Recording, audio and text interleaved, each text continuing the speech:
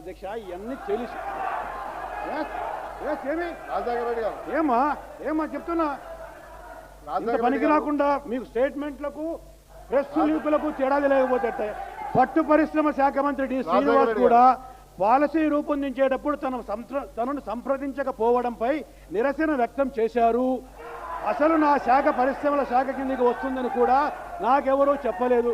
అధ్యక్ష అధ్యక్ష అధ్యక్ష ఉండండి అధ్యక్ష నేను పూర్తి చేయండి. అధ్యక్ష రాముని తోక పివరుండిట్లో నేను అధ్యక్ష మొత్తం ఇది story.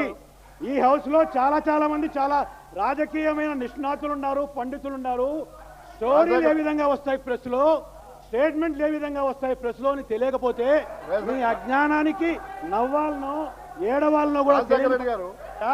This is a totally